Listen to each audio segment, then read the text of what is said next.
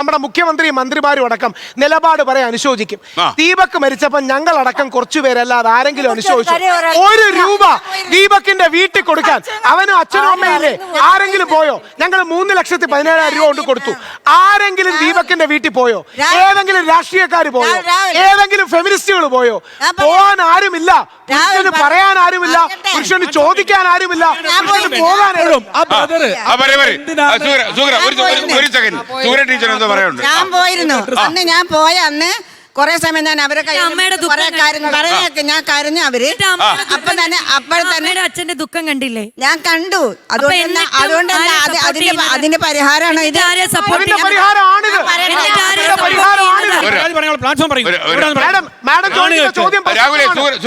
പരിഹാരമാണോ?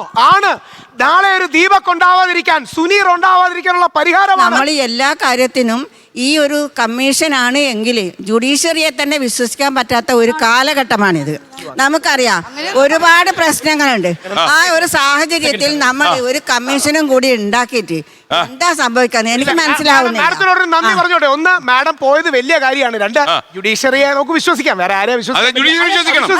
2, madam അങ്ങനല്ല. നാളെ രാഹുൽ ഈശ്വർ പോകുന്നതിന് പകരം ഒരു മെൻസ് കമ്മീഷൻ അവിടെ പോയി അവരാൽ കഴിയുന്ന പിന്തുണ, സപ്പോർട്ട് കൊടുക്കണം. മാഡവും ഞാനും പോയ അവരുടെ കൂടെ നിന്ന് കരയാനല്ലേ പറ്റും. ദീപകിന് പകരം ഒരു ദീപ്തിയാണ് മരിച്ചു വന്നിരിക്കട്ടെ. മാഡം അല്ല സാർ, ദീപകിന് പകരം ഒരു ദീപ്തി മരിച്ചു വന്നിരിക്കട്ടെ.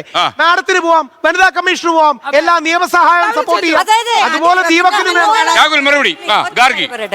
നിങ്ങള് സത്യസന്ധമായിട്ടാണ് ഈ സ്ത്രീകളുടെയും കൂടെ പ്രശ്നങ്ങൾ നിങ്ങൾ പരിഹരിക്കാൻ ആഗ്രഹിക്കുന്നുണ്ടെന്ന് പറയുന്നുണ്ടെങ്കിൽ ഈ കേരളത്തില് എൻ്റെ അമ്മ ഞാൻ പറഞ്ഞ പോലെ സ്ത്രീധന മരണങ്ങളിലും റേപ്പിലും ഡൊമസ്റ്റിക് വയലൻസിലൊക്കെ ഇടപെടുന്ന ആളാണ്.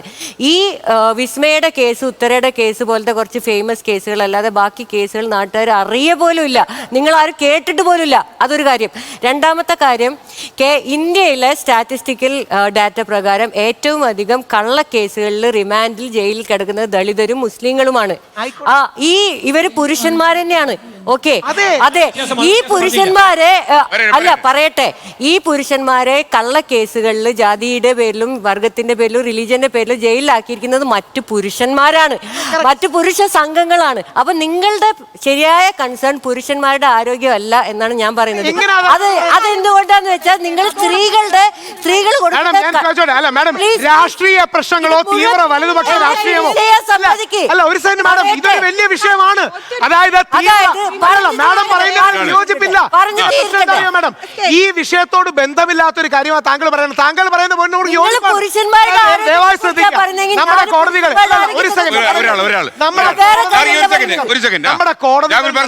ഒരു സെക്കൻഡ് സാർ, തീവ്ര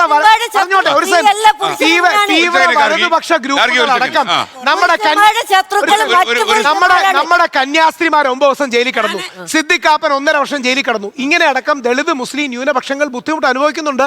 അതിനോട് 100% ഒരു സെക്കൻഡ് അതിനോട് യോജിക്കുന്നു. പക്ഷെ ആ വിഷയമല്ലല്ലോ ഞങ്ങൾ പറയുന്നത്. പലപ്പോഴും അത് വേണ്ടെന്ന് ആര് പറയുന്നു? ലോകത്തെവിടെയായാലും ഏത് സമയത്തും 24 വാർത്തകളും ഓഗ്മെന്റഡ് റിയാലിറ്റി പാക്കേജുകളും എക്സ്പ്ലെയിനറുകളും വിശദമായി കാണാൻ ഞങ്ങളുടെ യൂട്യൂബ് ചാനൽ നിങ്ങൾക്ക് സബ്സ്ക്രൈബ് ചെയ്യാം.